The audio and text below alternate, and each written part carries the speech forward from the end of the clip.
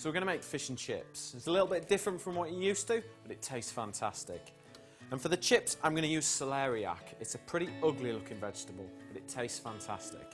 First thing to do, cut the top off, turn it round, and cut the bottom off. Cut the outer skin off, just reveals all this really nice white kind of flesh. It's quite dry, it's not like potato, it's not got a lot of water in it, so they make really good chips.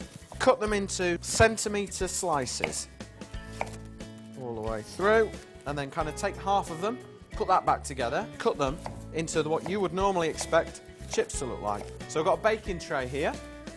I just need to drizzle some oil on there. Just scatter them all over there. And then we want to season them up with some salt, black pepper, and then just to kind of reinforce that celeriac kind of flavour, I want to add a few fennel seeds in, which is going to work really well. Give that a good shake, and they can go into the oven. Probably take about 35 minutes. Next thing we're going to do is the fish. Now, I'm not using batter for a traditional fish and chips. I'm going to use breadcrumbs for this one. So I want a couple of slices of bread. Cut those into smaller pieces just to give the food processor a bit of a head start.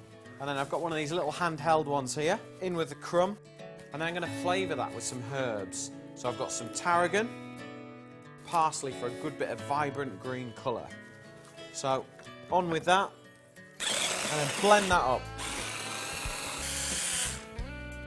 So you can see that's really nice and fine. It's just got that nice kind of green, fresh tinge to it. Next thing we need to do is get some parchment paper. So just pop that out, and we want a little bit of oil on there, and that'll stop the fish from sticking. Spread that about on there. And then for my fish and chips, I'm going to be using mackerel today. So just pop that onto the parchment paper, skin side down. All we need to do, scatter the breadcrumbs over the top of the fish. Nice and simple. And then any bits that you've missed, just scatter a few more on there.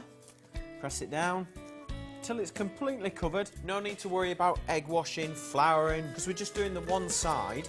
I'm just going to season that with a little bit of salt and pepper.